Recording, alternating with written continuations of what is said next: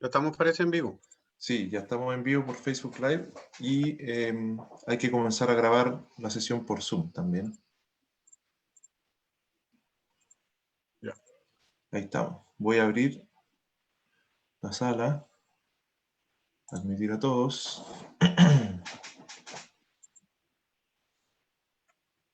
Hola, hola a todos. ¿Qué tal? Hola, hola. Hola, Gustavo. De nuevo, Gustavo está como en el misterio, En como un en bosque. la otra dimensión. Hola, Vicky. Los archivos secretos X. Hola, bienvenido. Vamos a dar un par de minutos para que se sumen más asistentes a la charla. Pueden saludar y decir de dónde están viendo en el chat que tenemos abierto. Saludar al expositor Simón Sierra Alta, que ya está conectado. Les doy la bienvenida a todos y todas. Les comento también que estamos grabando esta charla y se está transmitiendo en vivo por Facebook Live. Nuestra colega Mariana Urrutia va a copiar el link de Facebook en el chat también, por si hay algún problema de conexión durante la charla y quieren conectarse por otro medio.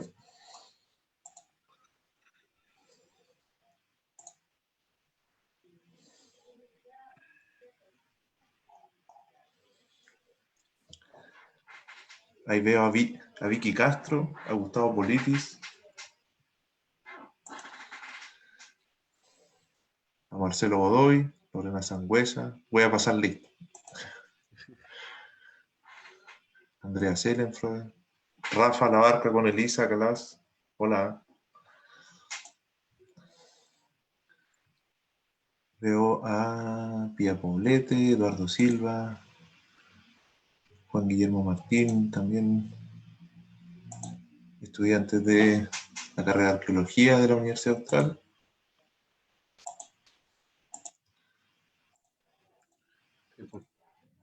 Bueno, pueden ver ahí el siguiente ciclo de charla que parte al tiro el próximo viernes, para que puedan llenar su agenda de cuarentena.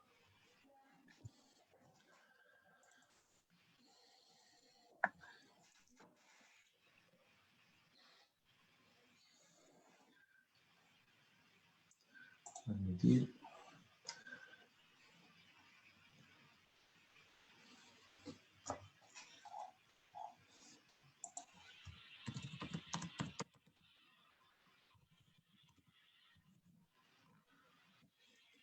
Ahí Mariana ha puesto el link de Facebook también, si lo quieren compartir. Antes de que partamos,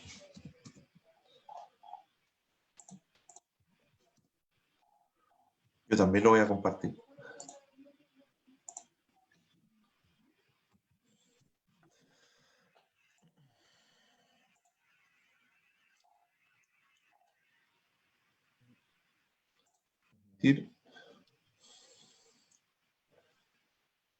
Si me dan un Vamos a segundo más. esperar, sí, un par de minutos, un minuto. Está llegando más gente para que demos inicio a esta charla.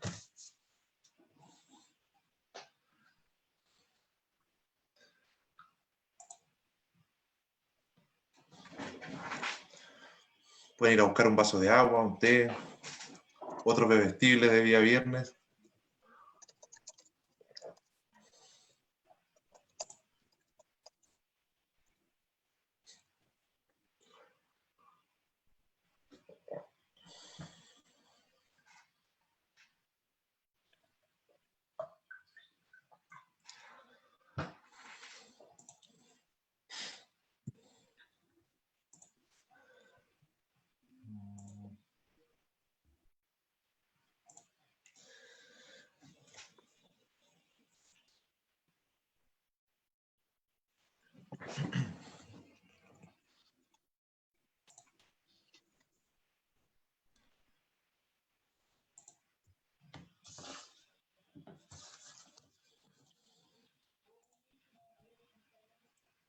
7.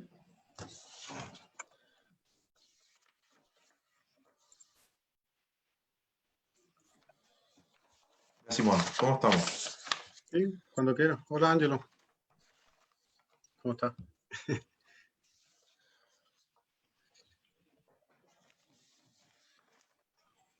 Ya, vamos a partir. Probando micrófono. Bien, buenas tardes amigos, amigas. En nombre de la Universidad Austral de Chile, de la Dirección Museológica, de la Escuela de Arqueología de la Universidad Austral de Chile, sede de Puerto Montt, les doy a todos y todas la más calurosa bienvenida. Esperamos todos quienes organizamos esta actividad, ciclo de charlas Arqueología desde el Sur, que estén muy bien, que estén junto a sus familias, gozando buena salud y cuidándose, por supuesto. Y es una alegría para nosotros estar nuevamente día viernes, 7 de la tarde, en este panorama que esperamos continúe reuniéndonos, permitiéndonos vernos, conversar y disfrutar de la arqueología. Hoy es un día importante, el Día del Patrimonio que se celebra a nivel nacional. Para nosotros esta temática es nuestro trabajo permanente, así que también queremos compartir ese compromiso con todas y todos ustedes. La universidad está realizando distintas actividades en torno al mes del patrimonio y este fin de semana en particular los invitamos a visitar la página www.viaje al epicentro, que es una actividad que está desarrollando la Dirección Museológica, donde trabaja nuestro invitado de hoy, Simón Sierra Alta, relativo a la conmemoración del aniversario número 60 del terremoto de 1960. Y bueno, yendo al tema que nos convoca hoy, y agradeciendo nuevamente la asistencia de todos, les quiero contar que Simón Sierra Alta, quien va a exponer hoy día, es arqueólogo por la Universidad de Chile y cursa el programa de doctorado de la Universidad del Centro de la Provincia de Buenos Aires en Argentina.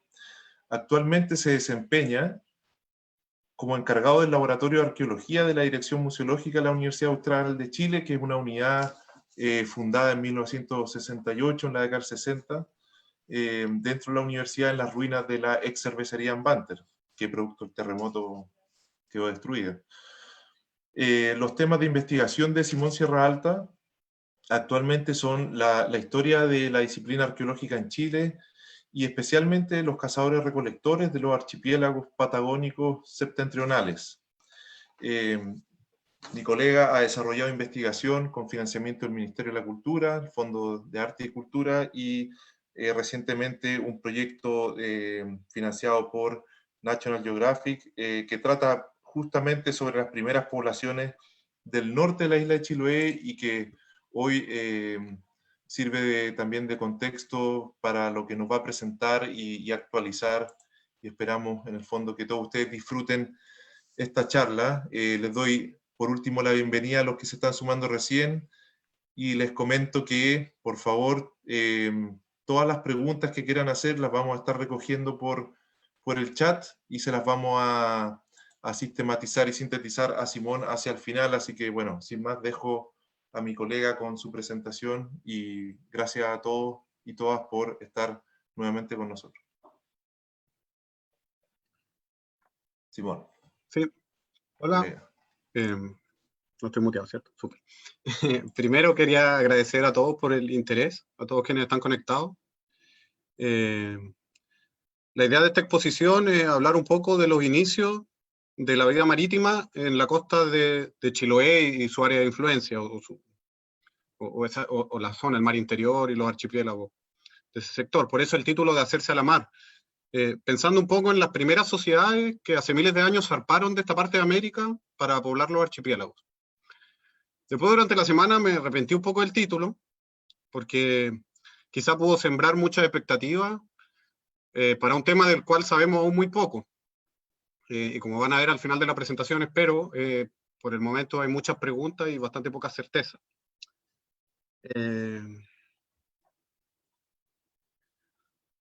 Bueno, la idea hoy es presentar un poco una mirada general de lo que se sabe de las primeras sociedades marítimas de esta zona, un paneo del conocimiento general que se tenía o que se tiene hasta ahora, o que se tenía hasta hace un par de años, y después presentar algunos datos de 2 proyectos pequeños que hemos desarrollado con un equipo de colegas en los últimos 2 o 3 años justamente, y que pensamos que, o pienso yo, tampoco quiero comprometer a nadie con las cosas que yo vaya a decir, que abren algunas líneas para pensar en los temas de los que voy a hablar.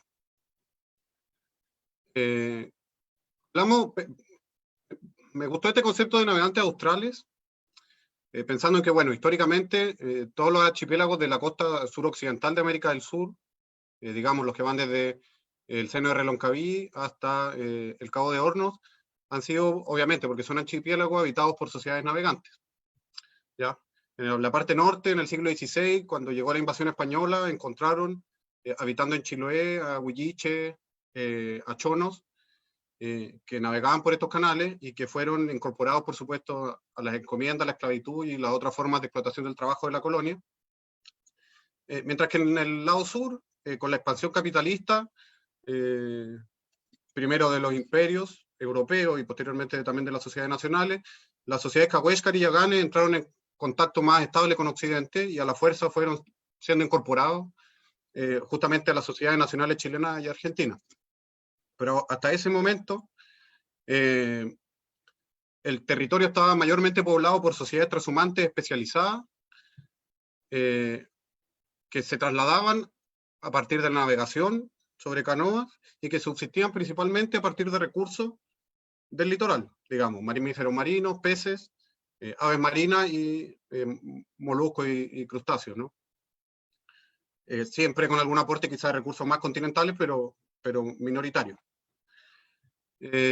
Durante los siglos XX y XXI, aunque esos modos de vida se fueron transformando en distintas formas y se fueron incorporando también otros modos de vida igualmente navegantes a partir del desarrollo, ¿no?, del capitalismo moderno, pienso que la forma de habitar los archipiélagos, tanto en Chiloé como en Puerto Edén o en Puerto Natales, sigue siendo esencialmente una forma de vida marítima. Entonces, que tenemos una continuidad histórica en el sentido de estas formas de vida, ¿no? Entonces, la pregunta que yo quiero plantear para esta exposición es ¿cuándo comenzó esta historia? ¿Ya? Podríamos, no porque no sea interesante conocer los últimos 500 o 200 años de la historia, que sin duda hay mucho por investigar también, pero la idea es hablar de las evidencias del el inicio del modo de vida litoral, porque obviamente no siempre existió esta forma de vida, y particularmente centrado en lo que sería el extremo norte de los archipiélagos patagónicos, digamos, la zona, como decía, de Chiloé y de los archipiélagos de Huayteca y los Chonos un poquito. Principalmente me voy a enfocar, por sí, en lo que es el norte de la isla de Chiloé y el seno de Reloncaví. Y bueno, como les mencionaba, antes de empezar ya les aviso que lo que sabemos es bastante poco, así que vamos a tratar de plantear algunas ideas. Lo primero, entender cómo se desarrolló, esto lo voy a ver, no me voy a centrar mucho en esto, por supuesto, pero entender que el poblamiento inicial del Cono Sur fue hace unos 14.000 años, ¿ya? Bueno, obviamente los colegas y quizás gente que sabe un poco más de arqueología sabe que existe una discusión respecto a las rutas posibles de poblamiento por el que se desarrolló este proceso y por el que llegó a poblarse nuestro continente. Pero en términos generales son oleadas de poblamiento que vinieron ya sea por el continente o por la costa, por el interior del continente o por la costa, desde el norte, desde América del Norte, desde Siberia, pasando por América del Norte hacia el Cono Sur.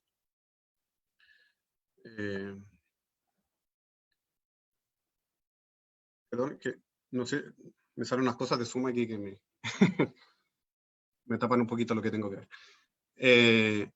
Bueno, este poblamiento inicial del Cono Sur tiene fechas, como les decía, de hace 14.000 años que nosotros podemos encontrar en distintos sitios en el continente. ¿Ya? En la parte norte, del orden de los 14.000, 14.500 años, tanto en las pampas orientales como en el sitio de Monteverde, bastante próximo al área al que yo me quiero referir. Y un poco más al sur, un poquito más reciente, digamos, unos 1.000, 1.500 años más recientes, en lo que son las pampas patagónicas ya derechamente, el sector de Última Esperanza, digamos, cerca de Puerto Natales y en Tierra del Fuego. Pero estas sociedades tenían un modo de vida. Bueno, como pueden ver, ninguna de las estrellitas está en los archipiélagos, porque estas sociedades tenían un modo de vida principalmente terrestre, ¿ya? La foto de arriba representa lo que podría ser, como nos imaginamos, a las poblaciones que habitaron en Monteverde, y después la expresión más reciente de estos cazadores recolectores terrestres en la Tierra del Fuego, que corresponde a la sociedad Sengün, de fines del siglo XIX, principios del siglo XX. Son sociedades que eventualmente pudieron acercarse a la costa, aprovechar algún recurso. Sabemos, por ejemplo, que los Selknam aprovechaban las varazones de ballenas, etcétera, pero cuyo modo de vida no estaba centrado principalmente en el mar como un espacio de movilidad, ni como un espacio de habitar, ni como un espacio tampoco de obtención de recursos. En cambio, la antigüedad del poblamiento marítimo, en contraste con estos 14.500, 13.000 años, es bastante menor. Aún así hay una profundidad temporal importante, ¿ya? La investigación arqueológica ha establecido que podrían haber 3 núcleos o 3 centros en donde se desarrolló por primera vez o se comenzó a desarrollar este modo de vida marítimo. Los más antiguos que se han identificado, al contrario que con la fecha de poblamiento terrestre, están en el extremo sur, ¿ya? Principalmente en el canal del Beagle, al sur de la Tierra del Fuego, y en el área comprendida por la porción occidental del Estrecho de Magallanes y el seno de Otway, en donde tenemos sitios, considerando ambos núcleos, ¿no?, entre más o menos 7.800 y 6.500 años, y de ahí en adelante. Un tercer núcleo, en el que yo me quiero centrar un poco más y que se ha venido estudiando en forma intermitente desde principios de los años 90, estaría en el sector comprendido principalmente por el norte de la isla Grande de Chiloé y el seno de Reloncaví, pero también con alguna proyección un poco más hacia el sur en el archipiélago de las Huaytecas. Entonces, 1000 años más reciente, por lo que han existido discusiones respecto a la dirección del poblamiento, pero en general todos estos sitios evidencian grupos que ya poseen una alta movilidad, es decir, que se movían a partir de la navegación en rangos de más de 100 kilómetros, por ejemplo, y cuya subsistencia estaba centrada en el aprovechamiento de recursos marinos, digamos, peces, moluscos y principalmente mamíferos marinos.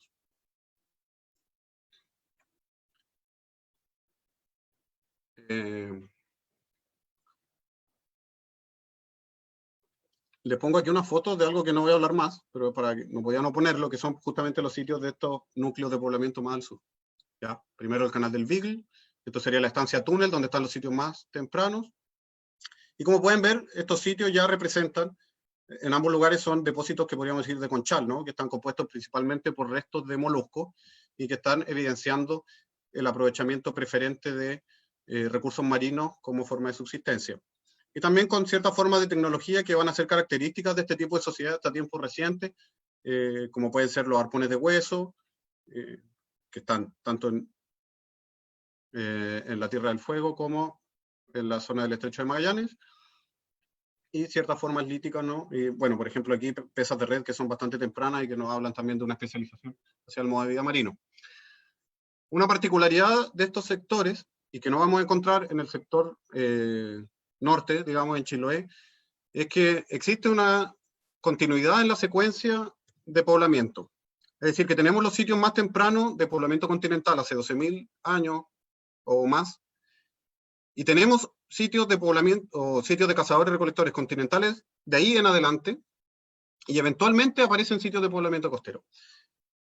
En oposición, en el sector norte, donde yo me quiero centrar, tenemos un vacío de información.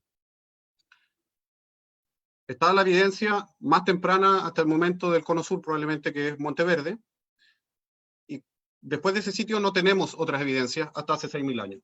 Es decir, no podemos establecer una continuidad que nos permita entender cómo podrían relacionarse las comunidades que habitaron en Monteverde o en otros sitios en el sector oriental de la cordillera con las sociedades que zarparon hace 6.000 años se hicieron a la mar, digamos, para habitar los archipiélagos.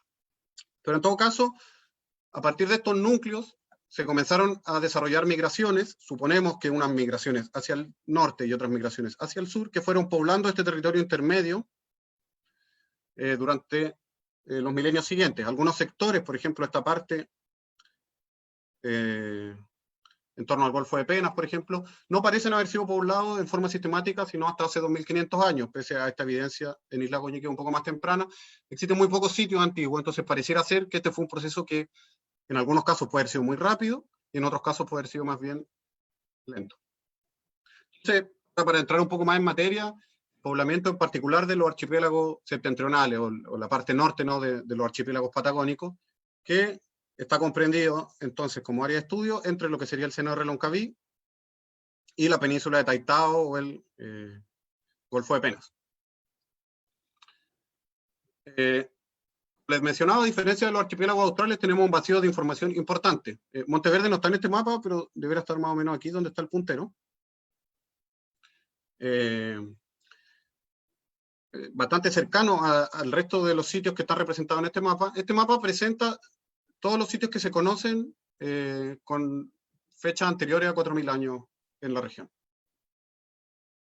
¿no? Como pueden ver, existe una cantidad de evidencia importante para esas fechas, y espero que puedan ver en la tabla, o si no puedo hacer un poco de zoom, porque me dijeron que no se está viendo tan bien todo. Tenemos un montón de fechados radiocarbónicos que nos sugieren que hace 6000, quizás 6500 años, ya existía una ocupación del territorio significativa. A lo mejor no era una gran densidad poblacional, pero tenemos sitios con 6000 años desde la isla Huayteca, bien al sur, hasta el seno de Reloncaví, en ambas costas de Chiloé. Los que están en verde no representan los que están señalizados aquí en la tablita. Y bueno, ¿qué sabíamos de estas sociedades? Evidentemente es que tenían embarcaciones, tenían que capaces de llegar a poblar estos espacios insulares, que eventualmente en época histórica se conocieron como dalcas, y que son canoas de tablas cosidas, que fueron una tecnología especializada que se observó en las poblaciones canoeras de Chiloé, pero que no sabemos si fue exactamente el mismo tipo de embarcaciones que se utilizó en el pasado. Segundo, que tenían una tecnología lítica, se ha caracterizado como de puntas lanceoladas, es decir, que tienen esta forma como de lanza, como de hoja, y que en el fondo es característica porque podemos verla repetida en todos estos sitios de fechas tempranas, ¿ya? Es sistemático, lo que nos permite suponer que tenían una tradición en términos de la forma en que elaboraban su tecnología. Bien que en algunos casos, que no todos los sitios son así, pero en algunos casos formaron conchales muy grandes, monticulares, como este que se ve acá, que está en Bahía Ilque, en el seno de Reloncaví, a partir del descarte de las conchas de los moluscos y los restos óseos. El problema es que no hay estudios muy detallados sobre la composición faunística de estos conchales, sobre todo sobre los más tempranos, sobre cosas que pasaron más adelante en la historia sí se sabe un poco más, pero de esta época no tanto. Entonces no sabemos exactamente siempre qué molusco o en qué proporción las comidas, pero sí tenemos estos sitios con depósitos, no sé, esto debe tener 3 metros, y que en la base tienen una ocupación temprana, de hace 6000 años, y posteriormente va siendo reocupado a lo largo de los milenios, formando este conchal bastante grande. Por último, algo que es bastante interesante es que tenían circuitos de interacción y de movilidad bastante amplios, porque se ha encontrado obsidiana del volcán Chaitén a distancia de más de 200 kilómetros de la fuente, ¿ya? La obsidiana es un vidrio volcánico que tiene la propiedad, que nos gusta mucho en la arqueología, porque tiene la propiedad de que su composición química es característica del lugar donde uno la encuentra. Entonces, a partir de estudios químicos, se ha podido encontrar obsidiana del volcán Chaitén, cuya fuente está en esta zona, distribuida en sitios siempre en la costa y a larga distancia, en la costa de Valdivia, cerca de donde estoy ahora, en el seno de Reloncaví, en la costa pacífica de Chiloé y en las islas Huaytecas. Esto hace 6000 años, ¿ya? Es decir, las primeras ocupaciones costeras que nosotros identificamos o que la arqueología ha podido identificar ya tienen presencia de obsidiana del volcán Chaitén. Posteriormente, hace 4000 años y después, incluso este rango territorial puede ampliarse un poco, hasta el archipiélago de los Chonos por lo menos, y en algunos casos hasta el Atlántico se ha sugerido la presencia de obsidiana del volcán Chaitén. Pero al menos hace 6000 años tenemos este rango territorial, donde no necesariamente esperamos que una canoa haya venido al volcán Chaitén y después haya devuelto a la playa de Chanchán en Valdivia, pero sí que haya una red social de interacción que permitió la circulación de ciertos objetos a larga distancia, muy larga distancia, digamos, y sobre la base, ¿no?, de navegación, porque lo esperable es que esta haya sido la ruta y no que haya sido una ruta interior, porque son siempre sociedades costeras. Entonces, bueno, esta era como la imagen general que nosotros teníamos, o con la que teníamos con el equipo con el que trabajamos cuando empezamos a plantear algunos proyectos. Y ahora quiero desarrollar justamente, presentarles los resultados generales de estos dos proyectos que se enfocaron en trabajar dos sitios que se conocían hace bastante tiempo, pero cuya evidencia a lo mejor no habían estado tan trabajadas. Y nosotros quisimos tratar de darle una vuelta más, ver si podíamos obtener un poco más de información y ver cómo podíamos contribuir a mejorar esta imagen que por ahí era demasiado general, porque era un poco, más allá de saber la antigüedad del poblamiento, quizá era un poco evidente decir solamente, bueno, sí, vivían en la costa, comían pescado. A lo mejor no, no medita hacer un estudio arqueológico tener una conclusión de ese tipo. Entonces queríamos tratar de ver si podíamos hilar un poquito más fino. Y para eso quisimos enfocarnos en sitios que ya estaban trabajados. El primer sitio del que les quiero hablar es el sitio Chepu 5, que está en la costa occidental de la Isla Grande de Chiloé, es decir, mira al Océano Pacífico, no hacia el mar interior, y está a más o menos 1 kilómetro de la desembocadura del río Chepu, que es el, no sé si es el río más grande, pero es la cuenca fluvial más grande del archipiélago, entonces es un curso de agua bastante significativo. El sitio está aquí, encima de esta terraza, que tiene aquí aproximadamente, tiene entre 3 y 5 metros porque va bajando aquí, después no está toda la foto, después se acerca bastante más al nivel del río. Y fue identificado por suerte porque se puede observar un poco de conchal en esta parte de acá, justo debajo de donde está el arquero.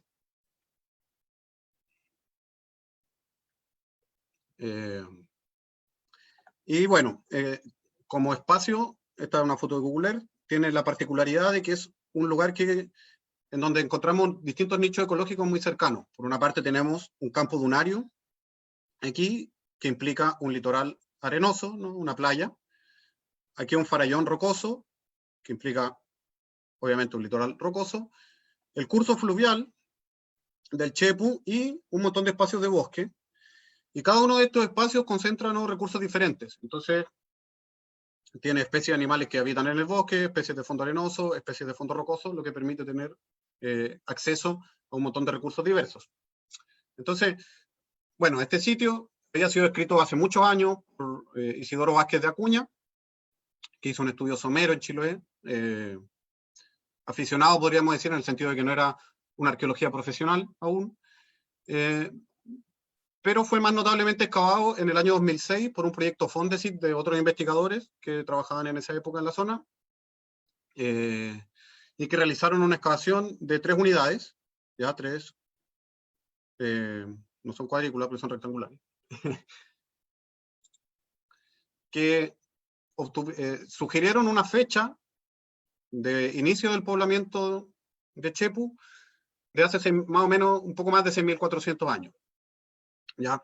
Esta fecha, si bien daba indicios de que había un sitio de ocupación temprana en Chepu, era un poco problemática porque no había sido obtenida directamente, al parecer, desde las unidades, sino que en este perfil que yo les mostraba, que se veía el conchal, habían encontrado un pequeño fogón y de ahí habían sacado una muestra para fechar. Entonces, podía ser que correspondiera a una ocupación humana, pero podría haber sido que fuera un carbón por otro motivo. En fin, pero daba un indicio. Pero además de publicar esta fecha, en esa época no se hicieron más estudios sobre los materiales que se habían recuperado en estas excavaciones. No sabíamos exactamente a qué correspondía. Y esta colección fue entregada al Museo Regional de Ancud en el 2014, y entonces nosotros planteamos un fondar, en conjunto con el Museo Regional y el Centro de Estudios Aitken, para reevaluar las evidencias de este sitio y ver si efectivamente correspondía a un sitio temprano y también qué podíamos, ¿no?, aprender de él. Este fondar lo que buscó hacer, no volvió a intervenir el sitio, no volvimos a excavar, sino que recopilamos todos los informes que pudimos para reconstruir la excavación que ellos habían hecho, es decir, toda la información que podían recuperar, en términos de contexto. Volvimos al laboratorio a reanalizar los materiales que estaban en el Museo Regional. Obtuvimos 6 nuevos fechados radiocarbónicos a partir de muestras que sabíamos que sí se habían recuperado en excavación, y posteriormente hicimos también un trabajo de divulgación con profesores y escuelas de Chiloé, y generamos material gráfico de divulgación también para que este conocimiento también pudiera ir permeando un poco más a la comunidad de la isla. En términos arqueológicos, ¿qué encontramos? Bueno, pudimos reconstruir este perfil, que es el que se puede observar ahora. Nosotros reconstruimos el perfil de excavación, que más o menos coincide, obviamente, porque la excavación está muy cerquita del perfil, y estimamos que podíamos diferenciar más o menos 4 bloques estratigráficos, que podían corresponder más o menos a ocupaciones humanas un poco distintas, o a procesos sedimentarios distintos, pero que nos permitían dividir este depósito para entenderlo, entender su secuencia temporal. Principio estratigráfico, para los que quizás no son arqueólogos, no saben, nos indica que en general lo más antiguo está más abajo y lo más nuevo se va siempre superponiendo. Entonces, la ocupación más temprana debería estar siempre en el bloque 1. A partir de muestras de carbón que se habían recuperado en la excavación y que los informes nos decían que correspondían a fogones, obtuvimos 2 fechados que nos decían que el sitio comenzó a ser ocupado hace al menos 5.900 años. ¿Por qué? Porque aquí aparecía un fogón y en asociación instrumentos de piedra. Bien. Ahora, como ven, este bloque es bastante grande, tiene más de 1 metro aquí, y es mucho más grande que los que lo siguen. Así que es posible que este bloque haya durado miles de años por sí solo, que aquí ha sido 6.000 años y aquí arriba hayan sido 4.000 años. Como no volvimos a excavar y solamente teníamos los informes, nosotros lo que hicimos fue interpretar el promedio de todo el material que se recuperó en estas excavaciones, como si fuera una sola cosa. Probablemente hilando más fino podríamos ver diferencia entre lo que pasa al principio y lo que pasa después. Pero bueno, la cosa es que Chepu posteriormente siguió siendo ocupado, eventualmente incluso por poblaciones que podrían corresponder a poblaciones huilliche. Yo no me voy a referir mucho, o nada más bien, a estos bloques de más arriba, pero como dije eso que podían ser poblaciones huilliche, quiero decir por qué. Porque encontramos cultura material que es totalmente distinta a la que suele encontrarse en sitios de canoeros, que corresponde a un poco de material cerámico, a estos fragmentos de cerámica, y a esta hacha pulida, que en términos tecnológicos es mucho más similar a lo que se encuentra en contextos mapuche-huilliche, que lo que se encuentra en contextos canoeros. Pero bueno, el tema es la ocupación inicial, así que las conclusiones generales que pudimos obtener es que, bueno, hay obsidiana del volcán Chaitén, que era una de las cosas esperadas, pero además hay obsidiana de otros tipos, lo que sugiere que, por una parte, había transporte a grandes distancias, pero además habían otros circuitos de transporte distintos del volcán Chaitén, que pueden venir de otras partes de la cordillera, y también algunas partes de la isla grande de Chiloé, donde se han encontrado obsidianas, y esos son estudios que aún faltaría seguir haciendo. Pero además encontramos una gran variedad de otros tipos de roca. Encontramos esquisto, encontramos calcedonias, encontramos algunas formas de sílice, encontramos calcita, encontramos granitos, encontramos mucha roca local, que son todas estas que son más grises, ¿no? Que son andesitas y basaltos locales. Lo que nos habla de que además de que los circuitos de aprovisionamiento de este sitio probablemente eran bastante más complejos, más diversos, y que había un manejo del territorio importante en ese sentido. Encontramos estos bifaces lanceolados, las puntas lanceoladas que yo les mencionaba, que son las características de esta época, de esta ocupación temprana de los archipiélagos. Entonces, por ende, este sitio, este bloque era consistente con lo que se había visto en otros sitios. Y además, como ven, había una diversidad de instrumentos de piedra bastante grande, lo que nos hace suponer que se llevaron a cabo en el sitio una gran diversidad de actividades, ¿ya? Y por ende que podría corresponder a un campamento residencial, es decir, a un lugar que fue habitado por grupos familiares completos durante algún tiempo, ¿ya? No, porque a veces uno podría encontrar un sitio que se especializa en alguna tarea, por ejemplo, en el procesamiento de animales cazados, o en la captura de algún recurso, por ejemplo, de leña, para manufacturar algo, otros recursos vegetales, o un sitio ritual, etc. Aquí nos da la impresión de que más bien se trató de un campamento residencial en donde se ejecutó una diversidad de actividades importantes. Encontramos instrumentos que nos sugieren actividades de cacería, otros que nos pueden sugerir actividades de procesamiento de animales, por ejemplo, y otros que a lo mejor la forma misma no nos indica necesariamente para qué pueden ser utilizados, pero que tienen distintas formas muy diversas, filos muy distintos, entonces que serían para cosas bien diferentes. Además de eso, el análisis de los carbones, que fue identificado en el laboratorio, ¿no?, para saber qué especies eran, nos dieron que había un aprovechamiento de especies combustibles, es decir, de su uso como leña, pero también de algunas especies como el berberis, que podría ser calafate o una valla parecida, que serían alimenticias, y sobre todo que la vegetación que había en el sector, o por lo menos la que aprovecharon para, o la que fue consumida por el fuego, era bastante similar a la actual. Entonces que podríamos pensar, al menos desde esa perspectiva, en un ambiente parecido al contemporáneo. Y un problema que tuvimos era que no encontramos ningún resto de animales. No encontramos evidencias de fauna en este bloque, a diferencia de los bloques superiores, lo cual nos lleva a preguntarnos si quizás esos restos fueron descartados en otro lugar, es decir, que justo en las unidades que se excavó no se encontró hueso porque los huesos se botaron en otro lado, o si existen motivos de conservación que implicaron que en esos niveles no se preservaran huesos, conchas y otras cosas que sería esperable encontrar como evidencias de consumo. Entonces no podemos saber, bueno, estaban cazando lobos marinos, estaban cazando pudúes, estaban cazando coipos. Eso es una pregunta que por el momento no podemos contestar. Entonces, para ejemplificarles esto, quería mostrar esta foto, bien del mismo perfil, en donde se puede ver que el conchal de más arriba, en las capas de más arriba, que fueron fechadas hace más o menos 2000 años, existe un depósito importante de conchal, ¿ya? Es decir, que aquí se fue acumulando la concha, mientras que abajo lo único que encontramos son arenas y gravas, y entre medio de esto obviamente están metidos todos los instrumentos que yo les mostré. Una posibilidad es que el suelo en esta zona sea muy ácido, lo cual deteriora muy rápidamente el hueso y las conchas, y por esto no se haya preservado.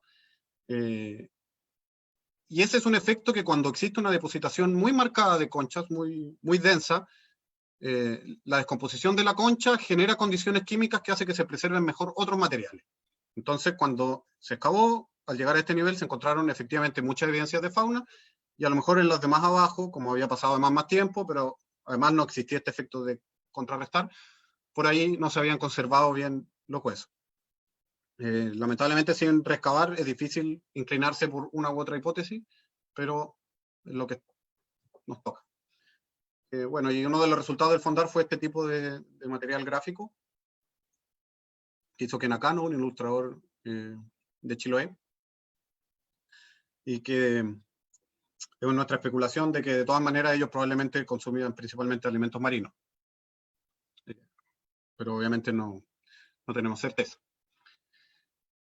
Y el segundo sitio, el sitio Puente Quilo 1, que es uno de los sitios clásicos de la región, es el sitio que justamente abrió la discusión respecto a la posibilidad de tener un poblamiento costero temprano en Chiloé, en el norte de Chiloé y en Reloncaví. Está en la costa norte de la Isla Grande, ¿ya? El río Quilo desemboca hacia lo que es el Golfo de Quetalmahue. Está mucho más cerca de la desembocadura, a unos 300 metros. Y es un ambiente de estuario de laguna costera, es decir, que hay un ambiente de mezcla de aguas dulces y saladas, y que además está bastante afecto a la variación de los niveles marinos a partir del movimiento de mareas. El Puente Quilo, que fue descubierto por Serafín González a principios de los años 90, además, Serafín González vivía en esta casa, ahora viven sus hijos, y posee un pequeño museo local que es administrado por la familia a partir de los hallazgos que fue recolectando su padre. Este sitio fue excavado 2 veces, previamente.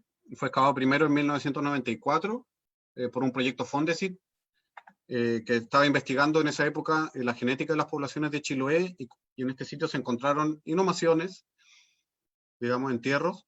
Entonces, este Fondesit tuvo el interés de ir a rescatar esos individuos para poder hacer análisis bioantropológico y eventualmente genético.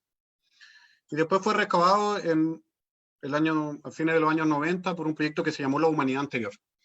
En total, estas excavaciones suman más de 26 metros cuadrados, perdón, pero sus resultados fueron relativamente poco publicados, al igual que Chepu. Se publicó un poco más que Chepu. En Chepu no se había publicado casi nada, pero más o menos pasó lo mismo. En el fondo sabíamos que había un sitio bastante antiguo, pero no sabíamos bien las características de la ocupación ni cuáles eran las evidencias que llevaban a las interpretaciones. Hago este zoom para que vean. Esta fue la reconstrucción que nosotros hicimos a partir de la evidencia documental de la disposición de las excavaciones que se realizaron en esa época. Por una parte, en 1994 se excavó como una especie de trinchera que fue muestreando la terraza desde unidades más próximas al río, alejándose hacia el río. Y estas líneas punteadas marcan los sectores que tenían osamentas. Y para el año 99 y 2000, lamentablemente, no existe ningún plano de la excavación, pese a que ellos intervinieron en un área bastante importante, superior a 20 metros cuadrados, pero nosotros, a partir de algunas fotografías que existen en el Museo de Ancud y de las observaciones que pudimos hacer en terreno, estimamos que más o menos se excavó aquí, ¿no? En la foto anterior yo les mostraba un museo con una casa, la foto estaba tomada desde aquí, este es el museo, y esta es la casa. Entonces se excavó en el fondo del sitio, está en el patio de atrás de la casa de la familia González. Nosotros cuando habíamos hecho el fondar anterior, nuestra intención inicial, el fondar se llamaba Los primeros habitantes de Chepu y Quilo. Y queríamos replicar la experiencia que habíamos hecho en Chepu, de reanalizar colecciones, con las colecciones también de Puente Quilo, que era el sitio más importante. Pero lamentablemente no pudimos acceder a colecciones completas del sitio. ¿Ya? Existe un problema con la ubicación de las colecciones y con su documentación, entonces la posibilidad de solamente ir a analizar ese material era poco, porque no íbamos a poder distinguir de dónde venía el distinto material que podíamos encontrar, y en general el material de la segunda excavación no sabemos dónde está. Es algo que ha pasado en muchos lugares en la arqueología en general, sobre todo con excavaciones más antiguas, que los materiales en ocasiones se han perdido, lo que no quiere decir que eventualmente puedan aparecer. Pero por ejemplo, este sitio, que es un conchal importante y en que se recuperó bastante fauna, pudimos encontrar fauna del año 94, un poco, pero del año 99-2000 nada. Entonces, la información que podíamos tener reevaluando colecciones era muy incompleta. En todo caso, habían propuestas sobre Puente Quilo, que se publicaron, digamos, entre 1995 y 2004, se propuso que correspondía a un gran conchal monticular, como el que yo les había mostrado al principio de Bahía Ilque. Se habían obtenido muchos fechados radiocarbónicos que estaban todos en un rango entre 5.900 y 4.400 años, es decir, más o menos la época en que nos interesaba. Pero el problema es que no se presentaron planos que explicaran cómo estaban ordenados estos fechados en el espacio que se había excavado. Entonces no sabíamos cómo se relacionaban entre ellos, si es que habían distintas capas, si es que estaban asociados a distintos materiales, cuál era la diferencia entre el 6.000 y el 4.000, etc. Se recuperaron al menos 7 individuos sepultados de distintas edades, y mujeres y hombres, lo cual sugería también por ahí un grupo familiar, o distintos eventos también, pero en el fondo una ocupación de una demografía diversa. Se sugirió siempre un modo de vida marítimo, es decir, especializado para la vida en el mar, pero nunca se presentaron análisis ni datos concretos sobre los restos de fauna que habían asociado al conchal. Se decía, se encontró algo de lobo, se encontró algo de pez, se encontró algo de esto, pero nunca los datos que nos permitieran evaluar estas aseveraciones. Apareció el mismo patrón de puntas lanceoladas, que es característico. Apareció obsidiana del volcán Chaitén, de hecho, de los primeros sitios publicados con obsidiana del volcán Chaitén. Se sugirió, además, como se excavó mucho, a diferencia de Chepu, se sugirió que este sitio tenía una ocupación diferenciada de los espacios, es decir, que en distintas áreas de la ocupación se habían hecho distintas áreas de actividades, que había un área de enterramientos, un área de actividad doméstica, un área de producción de instrumentos de piedra, etc. Pero nuevamente no habían planos ni información que nos permitiera saber si efectivamente esa diferenciación de espacio era tal o no. Es decir, se dijo que existía, pero no se dijo por qué se había interpretado eso. Y se habló de una posible ocupación agroalfarera prehispánica, porque al igual que en Chepu se había encontrado cerámica en los niveles superiores, es decir, en la parte de arriba de la ocupación, sobre lo que sería la ocupación de 5.900 a 4.400 años. En ese sentido, para aclarar, en general en la zona de Reloncaví, Chiloé, aunque es algo que está muy poco estudiado y hasta el momento, porque ahora Omar Reyes ha desarrollado un proyecto Fondesit que probablemente va a echar más luces, hay poca evidencia, o la evidencia que hay indica que la tecnología cerámica habría llegado en los últimos 1000 años, incluso después, ¿ya? Digamos, hace 700 años, incluso, algunos sugieren que a Chiloé llegó casi con la invasión española, ¿ya? Que se habría mantenido en el continente y habría pasado al sur un poco después. Entonces, bueno, el problema es que se hicieron toda esta propuesta, pero los datos no estaban publicados, entonces no podíamos saber si eso era confiable. No teníamos tampoco las colecciones para hacer la reevaluación como lo habíamos hecho en Chepu. Así que postulamos un proyecto de la National Geographic, un proyecto chiquitito, cuyo objetivo era justamente reevaluar la cronología de ocupación del sitio, es decir, saber si esas 12 fechas estaban representando efectivamente lo que era la ocupación prehispánica del sitio, o tenían algún sesgo, o a lo mejor podíamos encontrar algo distinto, y ojalá caracterizar un poquito la tecnología de estos grupos y sus patrones de subsistencia. Como primera estrategia fue que si la información publicada era poca, tratar de acceder a la información no publicada. Ya distintos archivos, el Archivo Nacional, archivos de museos, del Consejo de Monumentos, tienen información que no está publicada y que a lo mejor nos podía dar luces de los resultados de las excavaciones que no conocíamos. Y nuestra segunda estrategia era, bueno, volver a excavar. Como el sitio ya se había excavado mucho, más de 26 metros cuadrados, y la idea no era seguir llenándole de hoyo a la familia González el patio, diseñamos una estrategia de excavación muy acotada. Nosotros hicimos 2 unidades de 1 por 1 metro cada uno, es decir, 2 metros cuadrados en total, en la periferia de lo que habían sido las ocupaciones anteriores. Entonces, tenemos la trinchera que se excavó en 1994, posteriormente lo que nosotros estimamos que sería la excavación del año 99, que quizás podría estar corriendo un poquito acá, pero más o menos en esta zona, y en azul las 2 unidades que hicimos nosotros. Estaríamos teóricamente en la periferia del sitio, aunque como nunca se ha excavado acá, no sabemos qué hay, por ejemplo, más al norte, etc. Así que fuimos a terreno. Pueden ver, estas tablas blancas están tapando las unidades para que no se cayeran los animales que andaban en el sector. Entonces permiten ver bastante bien la ubicación. ¿Qué encontramos? Encontramos un depósito cultural de más de 50 centímetros de espesor, lo que es bastante. De nuevo, encontramos muy poca fauna, muy poca, lo cual fue una decepción porque en las investigaciones anteriores han encontrado mucha fauna, supuestamente. Pero encontramos más de 24.000 artefactos líticos, lo que es excesivo. Sobre todo para la poca área que es para 2 metros cuadrados, 24.000 artefactos es, no sé, yo por lo menos nunca había visto algo así. Eso no quiere decir que encontramos 24.000 puntas como las que pueden ver acá abajo. Estos artefactos incluyen todos los desechos de producción de este tipo de tecnología, porque cuando uno va a producir lítica tallada, genera mucha basura, muchos desechos que no, en arqueología se pueden utilizar para reconstruir los patrones tecnológicos. Entonces, encontramos mucho. Estas fotos, por ejemplo, muestran lo que se encontraba en 5 centímetros de la excavación de una unidad. No sé, de repente 5.000 o 4.000 artefactos cada 5 centímetros. Y bueno, obtuvimos 6 nuevos fechados también sobre carbón para reevaluar un poquito el tema cronológico. Depósito que encontramos, les pongo una foto que está un poco deformada por la perspectiva y la representación gráfica. Se compone en su parte superior de lo que es un horizonte de suelo, lo que conocemos como tierra orgánica, o casi podría decir tierra de hoja, ¿no? Bastante oscuro, con mucho aporte orgánico, que está intervenido por las raíces de la vegetación actual. Y bajo ese depósito, un depósito en que van intercalados distintos estratos de arenas, gravas, y arenas, y gravas, y arenas. ¿Ya?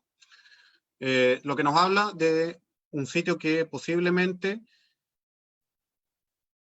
correspondió durante algún tiempo a un espacio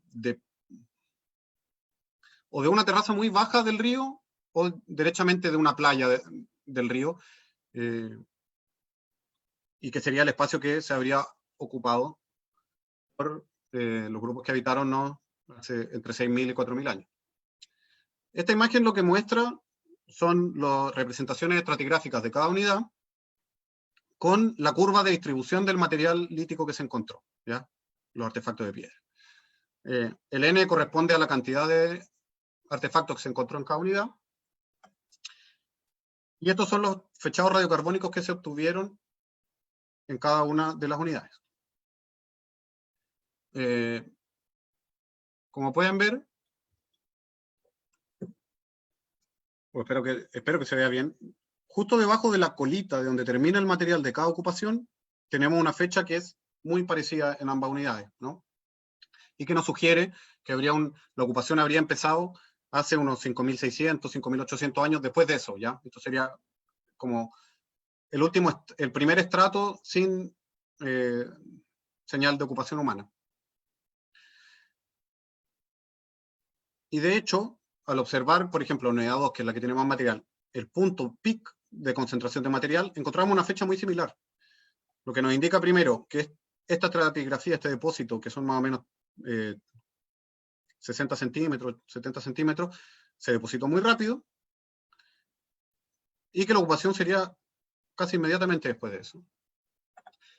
Y que probablemente bajó mucho después de hace 4.500, 4.200 años. Posteriormente las evidencias son muy pocas, y estas colas de acá pueden estar dadas porque, obviamente, por distintos procesos que incluyen la vegetación, la ocupación actual del sitio, etcétera, van removiendo, ¿no?, la tierra, y eso podría hacer que el material que está acá concentrado vaya subiendo un poquito. ¿Por qué? Porque al fechar directamente la capa superior, el horizonte de suelo, nos dio una fecha que podría ser reciente, podría tener menos de 200 años, o incluso haber sido de ayer, ¿no? Los fechados radiocarbónicos nos dan un rango, y este rango nos dio moderno. Entonces nos permitió establecer que probablemente las fechas que se habían obtenido en las excavaciones anteriores establecían bien el periodo de ocupación del sitio, entre 5.600 más o menos, 5.700, hasta 4.200, digamos. Y que eso sería nomás el periodo de ocupación. Bueno, como les decía, encontramos muy poca fauna, y estaba prácticamente restringida a los primeros 20 centímetros, estos 20 centímetros que estaban revueltos y que nos daban fechas modernas. Y como nos dieron fechas modernas, del mismo modo nos dieron, al analizar esos huesos y saber de qué especie eran, nos dieron especies modernas, ya digamos especies europeas que habían sido incorporadas después de la invasión española. Especialmente ovejas y chanchos, que son uno de los recursos principales consumidos por la gente en Chiloé ahora. Entonces la información de fauna que obtuvimos en estas excavaciones fue muy mala, y tuvimos que de todas maneras volver a las colecciones del año 94 para evaluar esta parte de la ocupación. Pese a que puede ser algo relativamente incompleto, el análisis nos dio datos bastante interesantes. Primero, que había una gran cantidad de huesos de aves marinas, y especialmente de huesos de pingüinos, pero también de algunas otras especies como cormoranes y pardelas, que había en alguna cantidad mamíferos terrestres pequeños, ¿ya?, pudú y coipos principalmente, y que estos huesos habían sido, en algunos casos, utilizados para elaborar herramientas para trabajar el cuero. Y además encontramos un diente de zorro utilizado como cuenta de collar, que es este que se ve aquí. Si se fijan en la parte de arriba, se alcanza a ver un poquito del agujero que se hizo para utilizarlo como cuenta. Se encontró evidencia del consumo de mamíferos marinos, tanto lobos de mar como cetáceos. No sabemos qué cetáceos, pero probablemente delfines y eventualmente algo más grande. Del cual también se registró un instrumento hecho en hueso de cetáceo, y de este lamentablemente no pudimos determinar cuál era la función. Helga, que fue la que hizo los análisis, hizo análisis traseológicos, que en el fondo son análisis microscópicos que nos permiten ver las huellas de uso que quedan en los extremos activos de estos instrumentos. Por ejemplo, aquí aquí. Y por eso pude determinar que fueron utilizados sobre cuero, pero en el caso del hueso de cetáceo no encontró ninguna huella, producto de la alteración que sufrió el hueso después de ser enterrado. En términos de restos de peces, se encontraron tanto peces de orilla, que pueden ser pescados desde la orilla, como peces que son más de mar adentro, como el jurel, por ejemplo, y que no piensen peces oceánicos como los que nosotros consumimos ahora, pero sí que implicarían la necesidad de tener una tecnología de navegación para poder zarpar hacia un poquito más adentro por el Golfo de Quetalmahue para capturarlo, y moluscos, principalmente almejas, que nos hablarían de la explotación del intermareal o el submareal arenoso, que caracteriza la zona. Ahora, esta colección, como yo les decía, está relativamente incompleta y no tenemos muy buena información de cómo se obtuvo, es decir, de las metodologías de terreno, por lo cual son datos de un nivel muy general. A veces en arqueología nosotros podemos estimar, a partir, por ejemplo, de las proporciones de distintas especies, las estrategias de subsistencia de un grupo o de la ocupación de un sitio. En este caso no podemos decir mucho más que el tipo o la variabilidad o la diversidad de animales que se consumieron. Cual no deja de ser interesante que yo, juntando fotos de todas las especies o la mayoría de las especies que se registraron, podemos ver que son un escenario que está dominado por especies marinas, ¿ya? Aves, mamíferos marinos y también obviamente peces, moluscos y cetáceos. Y que la representación de especies terrestres que uno podría esperar de grupos que tuvieran un modo de vida más del interior o continental, si se quiere, están poco representados, y principalmente están los zorros, que aparece más bien representado como en un adorno corporal, y el pudú, que también aparece muy poquito. Así que pensamos que igual esta evidencia nos sugiere un modo de vida que dirige su subsistencia hacia los recursos litorales o del mar. Bueno, y si se fijaron en esta imagen, en la unidad 2 al final encontramos una capa que denominamos capa O, y que era distinta a todo lo que habíamos visto hacia arriba. La capa O no presentó material cultural, no se encontró ninguna evidencia de ocupación. La fecha superior la fecha más antigua de la unidad 2 es el techo de la capa O, es decir, en la parte superior. Podríamos decir que la ocupación humana podría haberse apoyado directamente después de que se depositó la capa O. ¿Y qué es la capa O? Famosa capa O. Es una turba arenosa, que quiere decir que probablemente fue un suelo subacuático, es decir, que se formó en un entorno de saturación de agua. No habíamos encontrado fauna en todo el depósito desde los 20 centímetros, y de repente al 1,80 m encontramos esta foto de acá, es una concha de chorito, conservada bastante excepcionalmente. En verdad se encontró solo el periostraco, que es como la parte negra del chorito, no estaba la concha completa, sino solo esa pielcita negra que tiene, y una excepcional preservación de la materia orgánica. Encontramos, si ven aquí, voy a acercarlo porque quizá no se ve también. Esto es una hoja de mirtácea, ¿ya? Que suponemos debe tener 6.000 años por las fechas que nos dio la capa. Y además en esa capa encontramos esa concha, encontramos madera, encontramos cosas que no habíamos encontrado en todo el depósito y que nos sugieren que es un sedimento que estuvo saturado de agua y que se habría formado eventualmente en un espacio de pantano salobre, ¿no? Asociado a un nivel marino más elevado hace 6.000 años. ¿Por qué? Porque en el año 93 hubo un estudio geológico en donde se hicieron distintos barrenos, se extrajeron columnas de sedimento en torno a lo que era la laguna Kilo, que es de donde desagua el río, y que permitieron establecer que justamente hace 6.000 años probablemente el nivel marino estaba más elevado. Eso quiere decir que este territorio debe haber estado cubierto por el agua. Y lo que sugiere, voy a hacer un poquito de zoom, ¿no? Es decir, se hicieron todas estas columnas en torno a la laguna y dieron estas estratigrafías. Bueno, no vamos a explicarlo, pero en el fondo se encontraron niveles que podrían ser similares a lo que nosotros encontramos en la capa O, también con fechas de 6.000 años, y que son niveles que geológicamente resultan indicadores de niveles marinos elevados. Entonces, que antes de la ocupación humana, este territorio, en alguna extensión, no sabemos exactamente cuál, habría estado probablemente inundado el mar.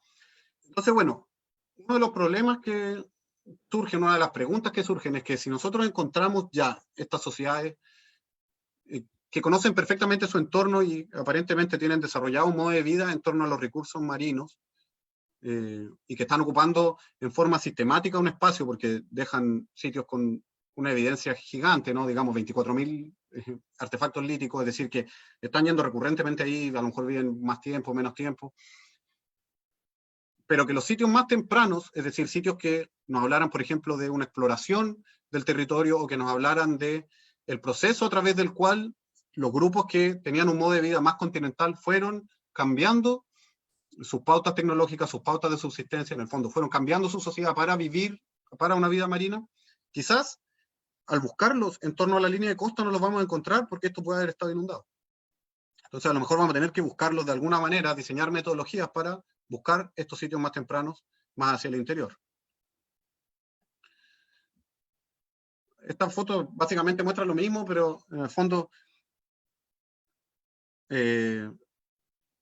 cuando fue el terremoto de 1960 y llegó el tsunami, lo que cuentan los pobladores del sector es que el agua entró por este lado y el agua entró por este lado.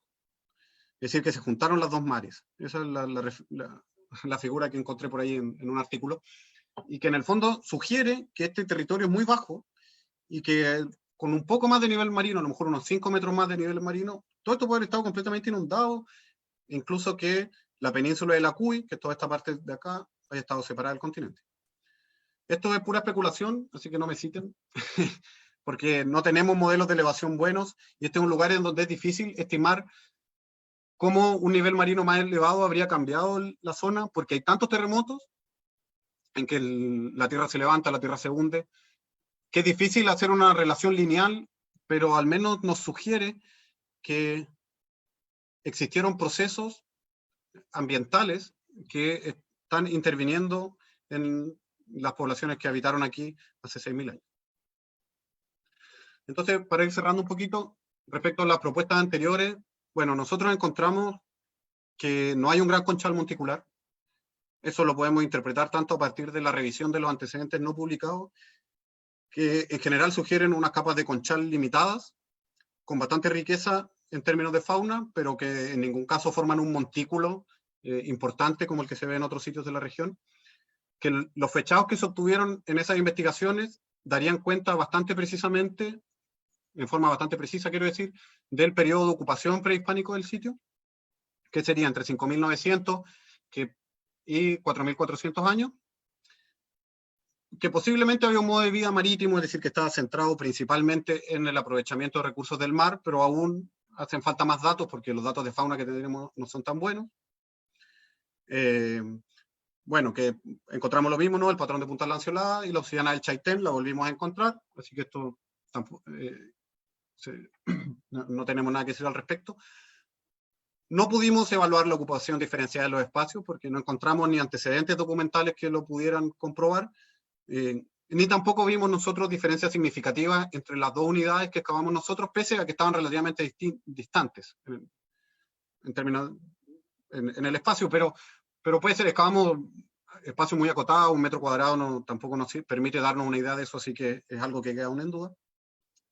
Y lo que sí, esta posible ocupación agroalfarera prehispánica, yo la quiero la pongo en duda, aún puede ser que no tenemos fechas directas de la cerámica todavía, lo queremos hacer cuando vuelva a reabrir el laboratorio después de la cuarentena. Pero la cerámica que nosotros encontramos, que encontramos bastante, está siempre asociada a los niveles en donde se encontraron las fechas modernas y la fauna moderna. Entonces, es posible que sea una ocupación prehispánica y que esté todo revuelto, pero más bien nos sugiere que podría ser cerámica de época histórica o de época reciente, asociada a la ocupación moderna del espacio y no necesariamente una ocupación prehispánica.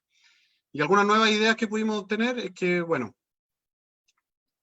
Por ahí lo que ocurrió en Puente Quilo es que hubo la ocupación de un terreno que había sido liberado hace poco, liberado entre comillas, por el descenso en estos niveles marinos, ¿ya? Es decir, un terreno que no estaba disponible y que al bajar, al retraerse el mar, pudo ser ocupado y en forma relativamente rápida por estas poblaciones, que eran sectores de playa que estaban afectos a la acción de las mareas, lo cual podría estar incidiendo tanto en la conservación de la fauna como en otros procesos que identificamos. Una cosa que no había mencionado es que, bueno, a partir de los entierros que se habían encontrado en Puente Quilo, se había propuesto que eran grupos que practicaban mucho buceo porque se había desarrollado ciertos rasgos craneales, ¿sí? Una cosa que se llama osteoma auditivo, que se desarrolla, que es como un huesito que crece en el oído a partir de la actividad de buceo. La verdad es que la evidencia que nosotros encontramos al analizar la fauna es que predominan moluscos que pueden ser capturados en la orilla y no encontramos muchas especies que requieran necesariamente el buceo o que sugirieran que el buceo era una actividad recurrente en la captura de recursos. Así que no sabemos si eso es una cosa que hay que poner en duda también. Y bueno, que habría un abandono del sitio hace 4.500 años y que no sería reocupado sino hasta la época moderna, digamos, el último par de siglos. Eso era más o menos lo que quería contarles. Como ven, hay bastantes preguntas abiertas. Quiero agradecer a todo el equipo. Obviamente esto es un producto colectivo de muchos. A la familia González Astorga, que nos abrió su patio una vez más para que le hiciéramos hoyo, que mantiene además el Museo Prehistórico de Puente Quilo, que los que visitan Chiloé sabrán que es una atracción turística casi obligada. Pasan todos los tours por ahí. Y también por la chicha de manzana que nos regalaron el último día de terreno. Y bueno, las organizaciones, o sea, perdón, las instituciones que nos financiaron obviamente la investigación. Por último, este sitio que está acá abajo es un sitio, es uno más de los productos del proyecto Fondar que hicimos y que contiene parte un resumen de algunos resultados y también material de divulgación, incluyendo el material gráfico como el que les mostré, la ilustración de Kenakano, para los que quieran acceder también y si quieren ayudar a difundirlo, mejor todavía. Y gracias a ustedes también.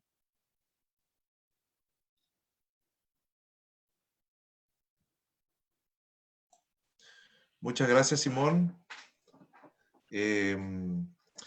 Excelente presentación. Gracias también por esos datos finales que hacen referencia al equipo con el cual has trabajado. También quiero agradecer a los asistentes. Bueno, te comento que hemos recibido una lluvia de preguntas muy, muy interesantes que he tratado de ir organizando y bueno, te voy a comentar un poco eso. Hemos recibido también preguntas por el Facebook y bueno, vamos a guardar el chat para que tú después las puedas ver con calma y quizás ir viendo algunas preguntas específicas y colegas que te están consultando de otros sectores, cuestiones bien especializadas. También hubieron algunas menciones a sectores con hallazgos que no conocíamos quizás, que vamos a hacer llegar a los colegas del Consejo de Monumentos Nacionales, en Puerto Montt, en la isla Kiwa también, quizás son conocidos, pero quizás no, así que los vamos también a informar.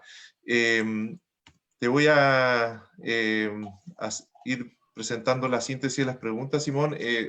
Un grupo grande de preguntas son generales sobre tu exposición.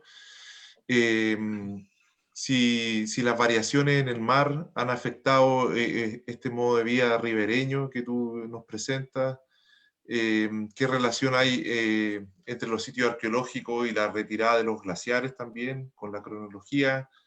Uy, debería tener algo para y sí, quizás tienes que anotar un poco porque están buenas las preguntas. Mi asistente me apoyó. Y dentro del mismo grupo de preguntas generales está, bueno, si hay también, si ustedes ven en el estudio de estos dos sitios que han estudiado principalmente Chepu y Puente Quilo, intercambio con otras áreas a través de las evidencias de flora y de fauna. Hasta ahí voy a dejar el primer grupo de consultas. Perdón, ¿podéis repetirme la última que estaba justo anotando? si en la evidencia de los sitios arqueológicos, principalmente flora y fauna, se ven intercambios con otras áreas dentro del mar interior de Chiloé o el continente, que ustedes puedan documentar. Un poco lo mencionaste con el tema de la obsidiana, pero si en general hay evidencias de intercambio también. Claro, ya, súper. Bueno, sobre los efectos, sobre los cambios en el nivel del mar, cómo pueden haber afectado. Pucha, una tesis que... a ver, las fechas de este nivel marino, allá del estudio previo que había visto en Puente Quilo, las tenemos hace 3 o 4 meses. O sea, algo que... Y que no se ha discutido para el área mucho antes. Había mencionado la posibilidad, obviamente, pero no está tan claro. Hay un trabajo para el archipiélago de los Chonos, de Omar Reyes, que ha trabajado un poco, tratado de trabajar un poco el tema de los sismos, porque sobre todo aún más allá en el archipiélago de los Chonos,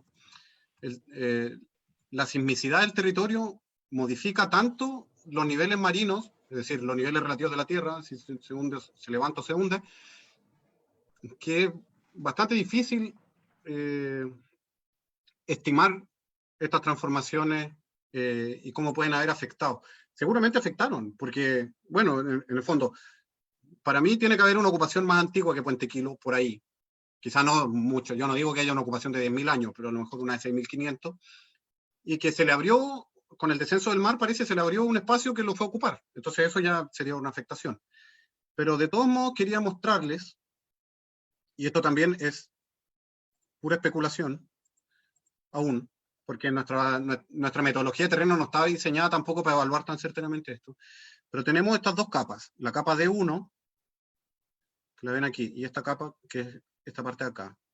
Después la capa J, que es esta capa, que tienen ciertas características, sobre todo la D1, que sugieren una transgresión marina relativamente brusca. Es decir, que podría corresponder a un tsunami o algo por el estilo, ¿ya?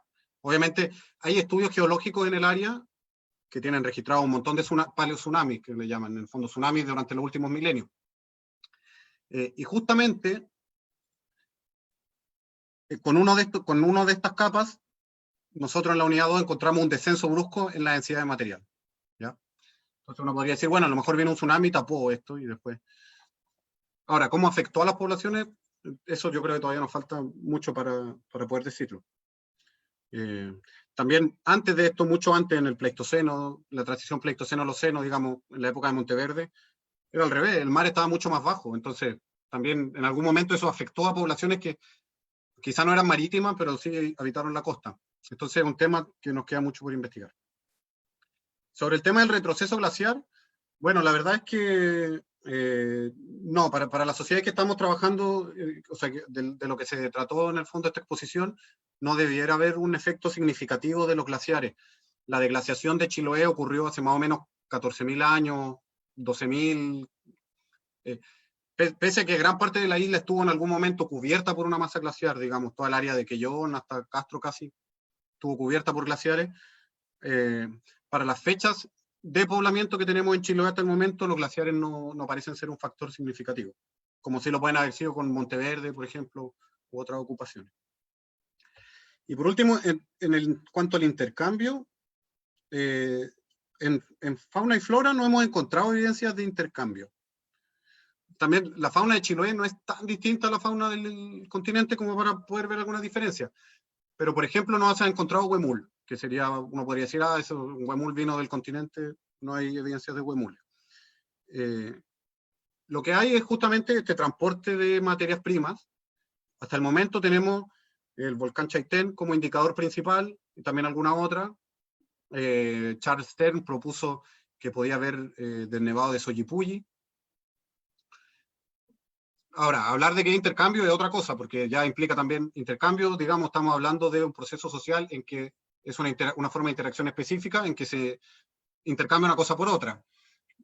Nosotros no estamos en condiciones de hacer una interpretación de ese tipo, pero sí de decir que hay circulación de ciertos tipos de roca que tienen fuentes conocidas hacia lugares que están muy distantes. Y bueno, por otro lado, en Chepu y en Puente Quilo hay una diversidad de tipos de roca muy grande. Y el problema es que las fuentes no las conocemos todavía porque no hay estudios de lo que se conoce como base regional de recursos líticos, que en el fondo es decir, qué tipos de rocas están disponibles en dónde en un territorio amplio. Nosotros no tenemos idea. En Chepu, yo cuando yo analicé el material lítico y encontré rocas que evidentemente no son de Chepu, pero no sé de dónde son, para poder decir, bueno, esto viene de 100 kilómetros o de 20 o de dónde. Así que es un tema también que, bueno, es un temón. De hecho, mi investigación doctoral se trata un poquito de eso, pero no sé. Les dije, no hay mucha certeza, hay más bien muchas preguntas. Súper. Bueno, una de las ventajas que tenemos hoy es de que la exposición estuvo súper bien en el tiempo, Simón, así que podemos avanzar con más preguntas que hubieron y que han seguido llegando. Voy a irme al extremo de las preguntas más específicas, especializadas. Sobre el tema de los líticos y la obsidiana, hay 3 preguntas bien interesantes. ¿Cuál definirías tú que es la finalidad o el uso que se le está dando primordialmente a la obsidiana en estas comunidades canoeras? También se preguntó si hay puntas cola de pescado en estos contextos y quizás posiblemente láminas. Y otra pregunta dice si entre los sitios hay una vinculación o se conoce la relación que hay con la distribución de la obsidiana y la proveniencia, y si Chepu y Puente Quilo están relacionados, quizás entre ellos y con otros sitios conocidos del continente también. Súper. Buena pregunta. Bueno, el uso de obsidiana, esa pregunta la podríamos dividir como en dos. Una cosa es para qué se usa, en el fondo, finalmente. Se usa para trabajar madera, se usa para esto, para lo otro. Para trabajar huesos, se usa para cortar piel. Eso por ahora no sabemos, porque eso implica un estudio traseológico como el que se le hizo a los huesos y que no lo hicimos para el instrumental lítico. Pero sí, al menos podemos decir que en general, en ambos sitios, que son los que yo analicé y los que puedo hablar, porque igual puede que en otros sitios de la región hayan otros comportamientos, la obsidiana se usó principalmente para la producción de instrumentos bifaciales, digamos, lo que se conoce coloquialmente como puntas de proyectil, de diversos tamaños. Hay muy grandes, que obviamente no eran proyectiles, sino una lanza, un cuchillo o algo distinto, y otros que son más chicos y que probablemente sí correspondían a proyectiles. Entonces nos están hablando de que por lo menos en general se usaban para hacer cierto tipo de instrumentos especializados. En general la obsidiana, por sus propiedades, se utiliza más para labores de corte porque es como el vidrio y entonces es muy buena para cortar si uno no tiene obviamente instrumentos de metal como en este caso. Pero más que eso, no, igual yo diría, se usó principalmente para eso, pero igual en los dos sitios encontramos instrumentos no bifaciales de obsidiana. Así que sí, hay alguna cierta especialización, pero tampoco es una pauta así inviolable. Después no hay colas de pescado en Chiloé, tampoco hay en Monteverde, no hay, bueno, de este lado de la cordillera no hay colas de pescado hasta Tahuatahua, creo, y hacia el sur hasta Aysén, que técnicamente no es este lado de la cordillera, pero es territorio chileno. O sea, no hay colas de pescado en un rango muy amplio todavía descubierta, y en todo caso no sería esperable para la cronología de sitios que estamos trabajando. Las colas de pescado, no quiero carrilearme, pero las más tardías deben tener 10.000 años, las más recientes, digamos, así que no, hay 4.000 años ahí que no han aparecido. Láminas, sí, pero muy poco, en Puente Quilo. No sé qué habrá preguntado eso, muy buena pregunta. Bueno, como nos salió tanto material en Puente Quilo, en el marco de este proyecto que era chiquitito no pudimos analizarlo todo, sino que lo que hicimos fue hacer un análisis preliminar que abordó solamente las cosas que estaban más trabajadas, los instrumentos formatizados, ¿ya? Las puntas, los instrumentos tallados, retocados, etcétera. Pero no analizamos significativamente todo el montón de derivados, desechos no formatizados. Y en eso entran las láminas. Pero sí están ahí, y como no pudimos abordarlo en el proyecto, ahora afortunadamente hay 2 tesistas que van a abordarlo en sus memorias de título. y que ojalá nos permitan echar más luces justamente sobre la tecnología de Puente Quilo, porque fue una deuda. No era la idea, pero fue tan abrumadora la cantidad de material que no nos dejó otra estrategia que hacer algo como relativamente más somero. Y respecto a la relación entre las distribuciones de la obsidiana y las relaciones entre sitios, es muy difícil, yo creo, decir directamente. O sea, si alguien me pregunta, ¿están relacionados Puente Quilo y Chepu? Bueno, para mí sí, están súper cerca, tienen materiales muy similares, tienen materias primas líticas, rocas muy similares. Entonces existe alguna relación. Ahora, que hayan sido exactamente las mismas personas, quizás, no sé si apuntaba eso a la pregunta, lo veo difícil. Creo que sería importante avanzar en un estudio como los que tiene hecho, por ejemplo, César Méndez con Omar Reyes respecto a la distribución de obsidiana en Aysén, en este territorio, para lo que sería necesario analizar las obsidianas de muchos más sitios y ver cómo se van comportando en relación a la distancia al volcán. A lo mejor, ¿qué encontramos en los sitios que están más cerca del volcán? ¿Qué encontramos en los sitios que están más lejos del volcán? En ese sentido, Chepu y Puente Quilo son muy parecidos y están a unas distancias bastante similares, así que no nos permiten ver, por lo menos en lo que yo analicé, no veo una diferencia significativa y diría que sí están relacionados.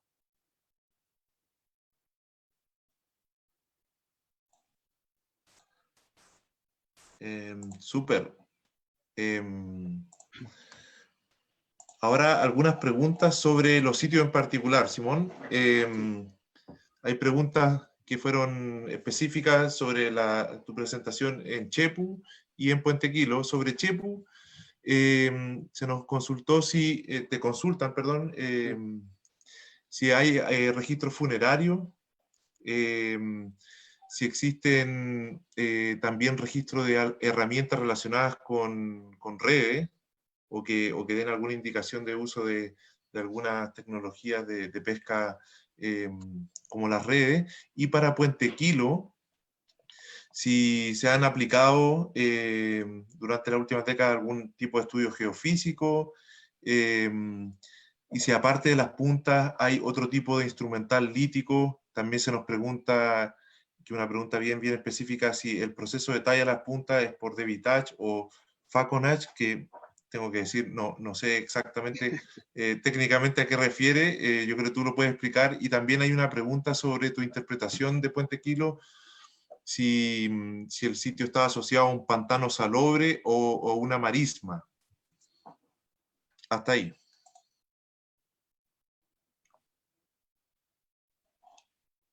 Ya. Bueno, tan buena la pregunta. Sobre Chepu, bueno, registro funerario no hay.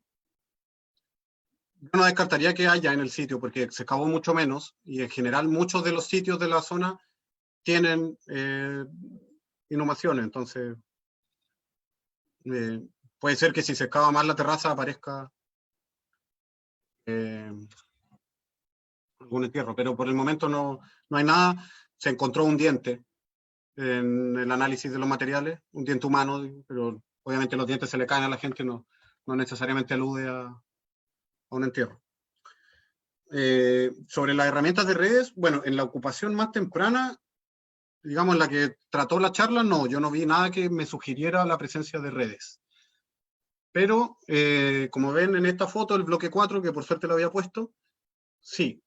En los bloques 3 y 4, de hecho, existen estas piezas sobre guijarro, bien toscas, hay varias, y que han sido en distintos lugares, en Patagonia, Argentina, en la costa pacífica también, asociadas a pesas de red.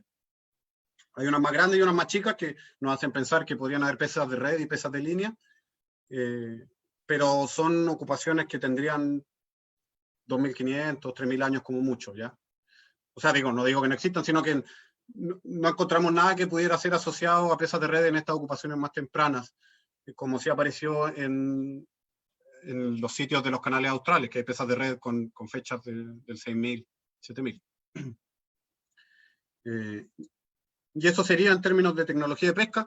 Igual lo que sí hay, bueno, hay un montón de piezas que no sabemos lo que son, por ejemplo, estas de acá. Y esta es un ejemplo de un montón de piezas que son informales y que eventualmente podrían corresponder a pesas de red, pero en el fondo no tienen una morfología que a nosotros nos sugiera más inequívocamente que se trate de eso. Por ahí, como no hay fauna, tampoco sabemos si tenían pescado para decir, bueno, sí, deben haber tenido redes para pescar o algo. Entonces, es medio complicado, pero tampoco lo descartaría. Y sobre Puente Quilo, bueno, estudios geofísicos, no. O sea, lo único que hay es lo que yo les mostré aquí, de estos barrenos que se generaron en torno a la laguna. Más que eso, no. Obviamente, por eso yo les decía que lo que hicimos fue abrir preguntas, porque la información que tenemos es muy poca. Ahora, si ustedes se fijan en esta foto, ahí está el puente, ese es el Puente Quilo, el sitio está por ahí. Y ahora están cambiando el puente, o no lo están cambiando, lo van a cambiar y se está desarrollando un estudio arqueológico por otros colegas, asociado justamente a la reposición del puente y a toda la intervención que se tiene que hacer. Y en eso van a meter 100 pozos y no sé cuántos barrenos, y además me imagino habrá mecánica de suelo. Y está a 300 metros del sitio que excavamos, así que probablemente, ojalá podamos recuperar también a partir de eso información relevante. Pero están en terreno en este momento, nos acaban de empezar, así que no, por el momento nada que decir por ahí. Y sobre otros instrumentos, sí, hay otros instrumentos en Puente Quilo, más o menos el 40% son instrumentos en el que podríamos calificar como informales, ¿no? Son lascas retocadas, lascas utilizadas como filo vivo. No sé si la persona que preguntó será arqueóloga para entender a lo mejor algunos conceptos, pero hay bastantes lascas obtenidas sobre núcleos bifaciales de ciertas materias primas que sugieren también un diseño tecnológico para el transporte de roca, pero son informales y por eso, por ejemplo, no, como el análisis fue preliminar, no, tampoco dio para extraer conclusiones muy significativas. A lo mejor esperamos que con las tesis que yo les mencionaba, pucha, ojalá los cabros puedan tener conclusiones ahí también más buenas respecto a la tecnología lítica de ese sitio. En Chepu sí, pues en Chepu hay un montón de cosas. Y en Puente Quilo también seguramente hay, pero menos. A mí me pareció que en esa parte había más diferencias, ¿no?, entre ambos sitios, pero como digo, fue un estudio muy preliminar y no estamos en condiciones todavía de asegurar.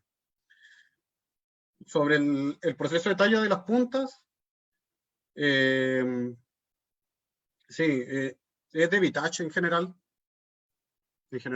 Un poco es un estudio tecnológico así tan detallado de nuevo, pero incluso hay piezas, no me acuerdo, al principio. Si me dan un cachito, también interesante. Hay un gesto técnico, ya que nos metimos en esos temas. Esta pieza, por ejemplo, que es algo que se vio recurrentemente tanto en Chepu como en Puente Quilo, tienen el talón de la lasca todavía. Es decir, hicieron una punta, que esta punta tiene que haber sido grande, está retomada, es de obsidiana, maravillosa, una técnica de talla muy fina, y le dejan el talón sin rebajar. Incluso en algunos casos es un talón con corteza. Ahora, obviamente puede haber algunas piezas que sean hechas con otra tecnología, con otra estrategia, yo no lo quiero descartar, no hice un análisis bien detallado de eso, pero en general me parece que son instrumentos sobre lasca. Y por último, pantano salobre o marisma, paso porque no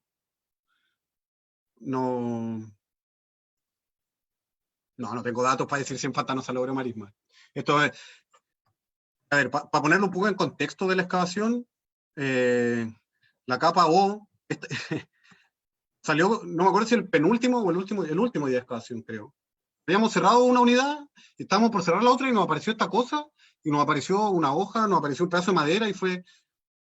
Primero nos volvimos locos porque dijimos, si aquí nos aparece algo cultural, es un golazo porque vamos a encontrar la materia orgánica súper bien conservada y todo. Bueno, al final no apareció nada cultural, pero fue realmente una cuestión inesperada al último momento, entonces tampoco teníamos la capacidad en ese momento de generar algún análisis más especializado. Pueden ser marismas, pueden ser pantanos salobres. Por eso, yo diría algún tipo de suelo subacuático. Alguno. Súper. Simón, tenemos dos los dos últimos sets de preguntas, quiero contarte que por Facebook Live han llegado hartas preguntas y aquí va el racimo de preguntas, si tiene ahí para anotar también las palabras clave. Nos preguntan si en los sectores que tú y tu equipo han trabajado hay información subacuática que se pueda vincular a los sitios. Si la gran cantidad de material lítico que mostraste en Puente Quilo puede tener relación con la cercanía a las fuentes de materias primas. También por Facebook preguntaron si puedes detallar un poco la variedad de moluscos encontrados. Y una pregunta más antropológica, si crees tú que hay o sea, la historia que muestran los sitios excavados muestran una transición entre las formas de subsistencia, de un modo de vida terrestre, marítimo, o combinaciones de estos dos modos de vida. Eso.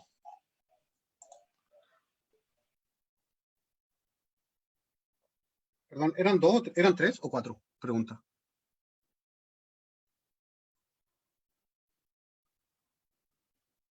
El mute. Perdón, sí. Son cuatro. Una, si hay evidencia subacuática. ¿Ya? Si, ¿Esa la tengo? si la gran cantidad de material lítico puede tener relación con algunas fuentes de materias primas cercanas a los sitios. Entiendo que Puente Quilo es el caso de la gran cantidad de material lítico. Si puedes comentar algo sobre la variabilidad de especies, malacológicos, moluscos, y también si crees tú que esta es la cuarta, el tema de los modos de subsistencia, si hay una transición o más bien una variabilidad en todo el proceso que tú describiste. Sí, súper. Bueno, información subacuática en el sector de Puente Quilo, sí, hay un poco. No hay nada prehispánico.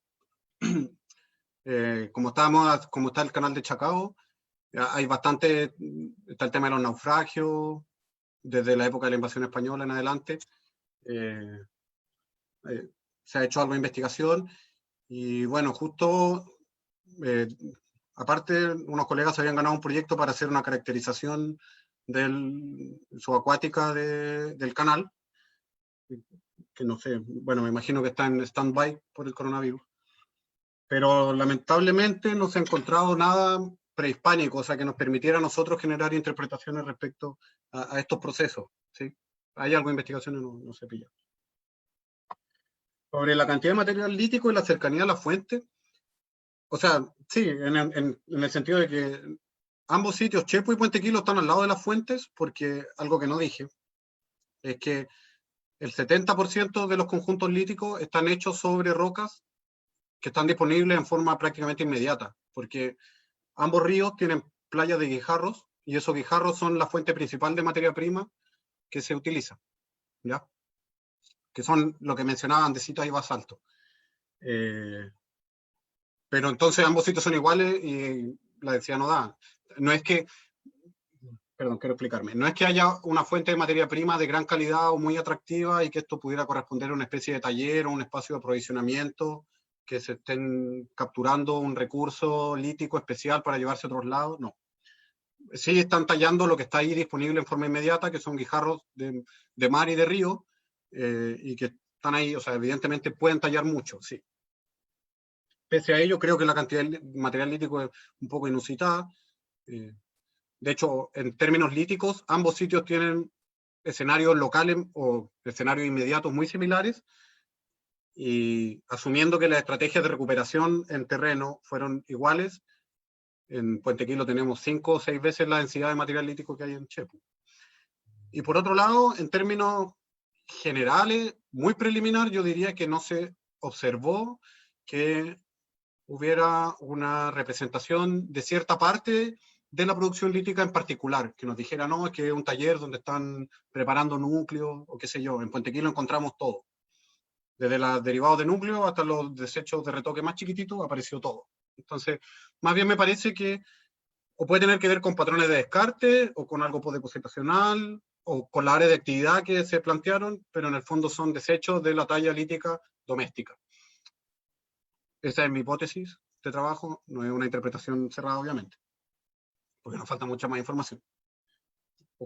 Capaz que hacen la tesis los cabros que yo decía y cambia significativamente. Después, sobre la variabilidad malacológica, ahí tenemos, en el fondo, tenemos un problema, porque en ambos casos trabajamos con colecciones que son más o menos antiguas, y en donde en la información que pudimos recopilar es que no hubieron muestreos sistemáticos de la variabilidad malacológica, ¿ya? No se hizo una columna, tampoco se dijo si se recuperó todo el material o no se recuperó todo. Y, bueno, lamentablemente el Dani Hernández, que es el analista, no se puede conectar hoy día, pero en el fondo lo que él nos transmitió es que al analizar el material lo que se ve es que cuando estaban excavando guardaron lo que era más grande y más claro qué especie era. Entonces es muy probable que muchos fragmentos que nos pudieran dar una indicación de las proporciones y la variabilidad real de especies que hay en cada sitio no están, porque lo que se encontraron son conchas enteras o casi enteras y que a lo más nos dan una idea mínima de diversidad. Y en ese sentido, lo que sí hay es que en Chepu, que como yo les comentaba, tiene por un lado un litoral arenoso, una playa, y por el otro lado un litoral rocoso, ¿sí? Un farallón, hay más diversidad de especies, hay loco, igual en ambos hay un poco de todo, pero pareciera haber más diversidad en Chepu, y en el fondo nos hablaría de que este espacio donde están representados distintos nichos ecológicos, mientras que en Puente Quilo, pese que hay caracoles, hay loco, hay algún chorito, hay alguna macha, principalmente están representadas las almejas. Y esto es interesante porque lo pudo ver el Dani analizando el material del año 94, pero además, en las excavaciones del año 99 y 2000, en que no se presentó ningún dato, igual se dice, en algún momento en esta capa encontramos un conchal que eran casi puras almejas. Hay un poco de ostra también, que es un recurso reconocido ahí en Quetalmahue. Entonces, nosotros encontramos principalmente almejas para el 94 y excavaciones del 99 también dicen, no, en este conchal habían principalmente almejas. Entonces sería aparentemente un conchal menos diverso. Espero haber contestado. Igual hay loco en Puente Quilo, pero... Y por último, sobre la transición a la subsistencia. De terrestre a marítimo, nada. Igual hay que tener en cuenta que estamos trabajando dos sitios insulares, entonces posiblemente las islas pueden haber sido ocupadas ya por grupos que eran plenamente marítimos y que la transición de terrestre a marítimo haya que buscarlo en los sitios, por ejemplo, del seno de Reloncaví. O a lo mejor de la costa más al norte, no sé, pero en el continente, digamos, donde efectivamente habían grupos terrestres que habitaron y se fueron adaptando al mar eventualmente. Pero lo que sí encontramos en Chepu es que habrían variaciones en las... Bueno, no sabemos si en la subsistencia en términos de los recursos que se capturaban, pero al menos sí en la tecnología, ¿ya? Este no fue el tema de la exposición y por eso no lo presenté, pero los 4 bloques muestran cambios en la tecnología. Después del bloque 1, que es el que está caracterizado por estos bifaces lanceolados grandes, estas puntas de proyectil, prácticamente desaparecen del escenario y aparecen, por ejemplo, estas pesas de red que no encontrábamos al principio, aparecen un montón de instrumentos hechos sobre guijarros que no sabemos para qué son, pero que indican que es un cambio tecnológico, y es posible que ese cambio tecnológico haya tenido que ver con cambios en los patrones de subsistencia. Pero como no tenemos restos de fauna en los niveles más tempranos, por el momento, con estos sitios, con esta información, no podemos hacer esa comparación, que sí la han hecho otros colegas en el seno de Reloncaví. Bueno, ahí tampoco no lo manejo tan bien, pero sí, eventualmente, pero siempre dentro de lo marítimo, ¿eh? En el fondo, desde capturar ciertos recursos marinos a capturar otros, o cambiar de menos diversidad de recursos a más diversidad de recursos, pero no en ninguna parte, en todo este territorio, se ve una transición desde lo terrestre, que sería, entre comillas, Monteverde, a lo marino que podemos encontrar en Puente Quilo. Súper. Simón, vamos a hacer el último grupo de preguntas. Vemos que se acabó tu líquido hidratante. Sí, estoy con agüita. Queremos volver a insistir en agradecer todas las preguntas que han llegado por el chat del Zoom y también muchos mensajes, más de 50 mensajes por el Facebook. También agradecer las preguntas de los estudiantes que han estado participando y también comentando tu presentación. El último grupo de preguntas tienen que ver con temas tecnológicos y de relaciones de estas poblaciones, no solo relaciones entre los sitios arqueológicos, sino que a un nivel mayor entre la gente que habitó estos espacios con los territorios cercanos. Mira, hay preguntas sobre si hay evidencia sobre trampeo para peces, cómo se pudo capturar alguna especie de peces que habitan en el borde mar. Si puedes un poco precisar eso, si hay alguna evidencia también en los sitios sobre construcciones de madera u otro tipo de construcciones o arquitectura o rasgos de las viviendas.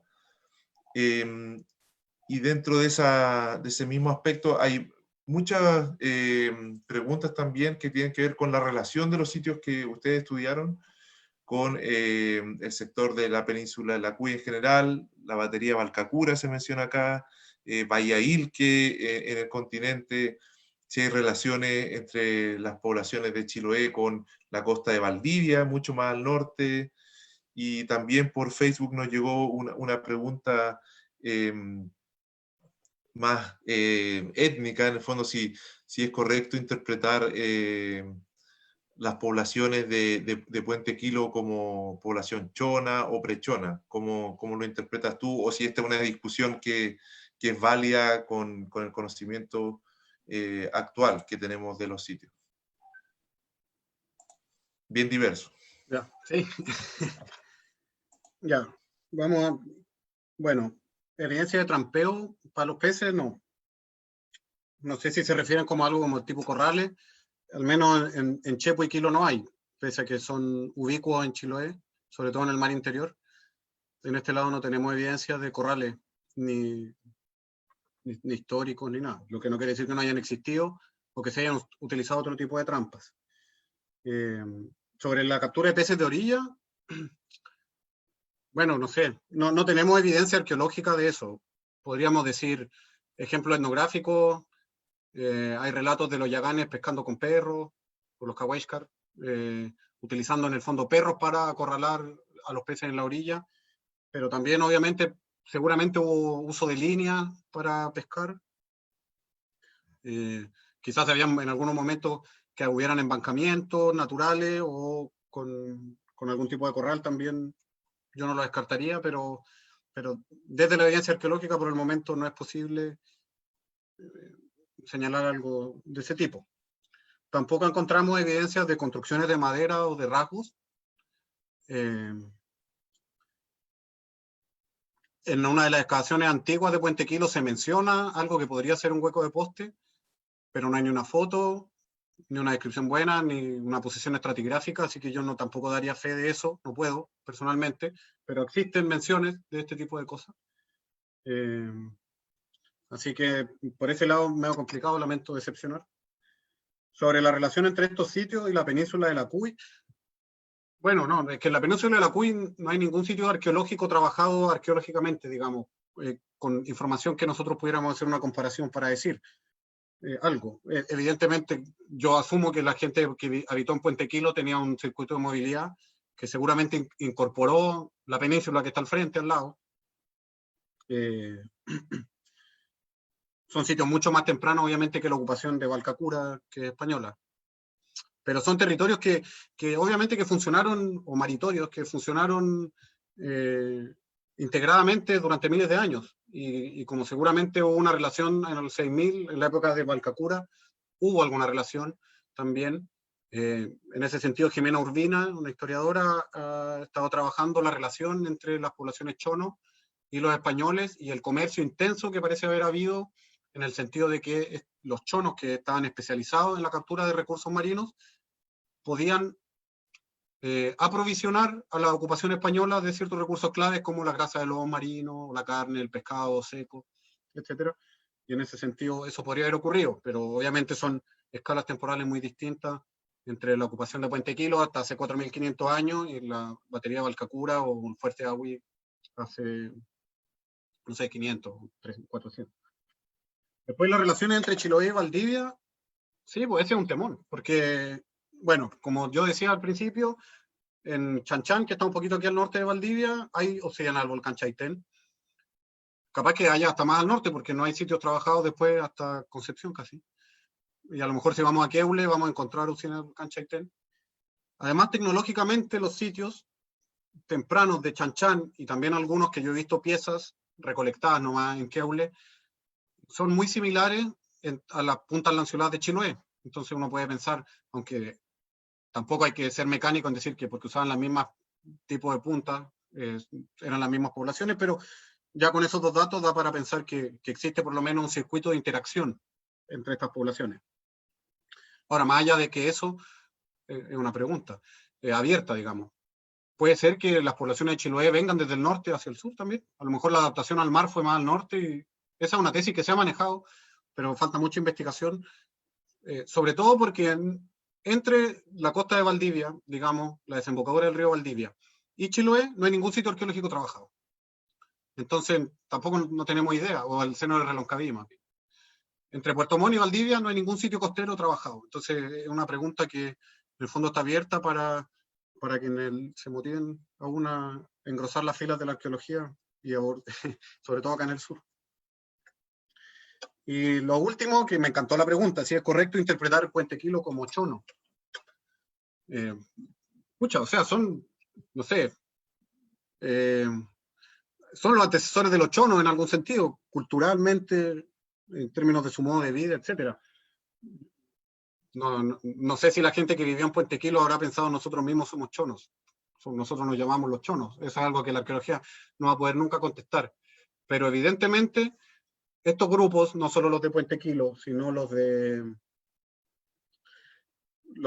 seno de Reloncaví, digamos, los de Chepu, los de Piedra Azul, los de Bahía Ilque, que salió por ahí, y los del archipiélago de la Huayteca, los de Isla Goñi, más al sur, son la primera sociedad que comenzó a desarrollar un modo de vida cuya última forma conocida, digámoslo en cierto modo, que me refiero por el tema de la transhumancia, en ese territorio fueron los chonos. Podríamos decir el inicio de una historia marítima que desemboca eventualmente en lo que se conoció como el pueblo chono a partir del siglo XVI. Que me había quedado en el tintero que alguien preguntó por Bahía Ilque. Pucha, Bahía Ilque, tremendo sitio. Que, bueno, no lo publicó aún, pero está en la memoria de título de Doina Munita. Y el sitio es espectacular, es un conchal maravilloso, tiene fecha de esta misma, así igual de temprana, contextos, materiales, tecnología muy similar a la que encontramos en Chiloé, y aparte una secuencia que llega hasta tiempos recientes, tiene asociado un corral, ¿no? O sea, un sitio increíble, que ojalá que se pueda seguir trabajando. Sí, tecnológicamente, yo no puedo extenderme en eso, pero tecnológicamente, sobre todo, se parece a un montón de cosas que aparecieron en Chepu, que tiene más diversidad tecnológica que Puente Quilo, por lo menos en lo que hemos visto nosotros. Y en ese sentido, son sitios muy parecidos y que sin duda están representando una tradición tecnológica común hace 6.000 años y seguramente movilidad también, entre el seno de Reloncaví y la isla. Eso. Muchas gracias, Simón. Quiero pedirte si puedes dejar de compartir la pantalla y pedirle a todos y todas las asistentes puedan activar sus cámaras, activar sus micrófonos para que podamos darle un aplauso a Simón Sierra Alta por esta presentación muy entretenida. Pueden saludarlo también. Hola, mucha gente. Saludarse entre todos. Sí, pueden activar sus micrófonos. Hay harta gente, estudiantes de distintas universidades. Está Vicky Castro, Andrea Selenfreud, vimos ahí a Rafa con Elisa también. Bueno, sí. Marcelo Godoy, César Scotti, Daniela Valenzuela, Calogero Santoro también, muchos más amigos. Mónica Verón también vimos por ahí. Angelo Constantin lo vi en algún momento. Sí, recibimos muchas más preguntas, Simón, que van a quedar grabadas en el chat, y también yo pido disculpas, esta vez fue difícil sistematizar tanto porque por el Facebook también llegaron muchas consultas y sin duda es un tema Chiloé, la arqueología de Chiloé, que nos motiva a todos. Es un espacio arqueológico por abrir, por trabajar. Hay espacio para muchos proyectos ahí, como indicabas tú, y es realmente motivante ver que estas investigaciones en el sur austral del país comienzan a ser conocidos también, y vuelvo a insistir que la respuesta, los comentarios de toda la gente que asistió a la charla han sido excelentes, se los agradecemos de verdad. Como les digo, si quieren abrir su micrófono y saludar a Simón, vamos. No quiero mantener más silenciados los micrófonos. Buena charla, Simón. Hola, Simón, no puedo activar mi cámara, pero todo está ok. Está muy lindo, ¿ah? Sí, te vi ayer también, Ángelo, súper bueno, súper bueno. Ah, gracias. Estamos todos con maratón de Sí. de charlas y foros y cosas. Pero es muy bueno, ¿sabes? Es muy bueno. Sí, está bueno, está bueno poder. Haciendo charlas, Simón. Hola, sí. Gracias, Simón. Muchas gracias. Hermoso. No, gracias a usted, gracias a todos, no solo por esta asistencia, sino las 4 charlas que llevamos, estaba espectacular. La audiencia, yo encuentro. Vamos a hacer un late arqueológico permanente los viernes a las 7 de la tarde, un canal de televisión. Yo creo que por ahí va la cosa. Bueno, y obviamente queremos invitarlas a la charla del próximo viernes de Javiera Letelier, que va a tratar sobre arqueología contemporánea, un tema muy, muy relevante que también está movilizando el pensamiento arqueológico en las últimas décadas. También es importante para el proceso que vivimos como país y a nivel global, que dice que puede explicar la arqueología de los procesos que están ocurriendo en nuestro presente. Así que bueno, de nuevo manifestarle nuestra felicidad, darle las gracias a Simón Sierra Alta, a todos en la universidad quienes han apoyado esta actividad y como decimos siempre al final de estas charlas, que viva la arqueología y que estén muy bien, sigan cuidándose y que nos volvamos a encontrar muy pronto. Así que muchas gracias. Gracias a los Simones. Gracias a todos. Chao. Chao. Chao, chao. Chao.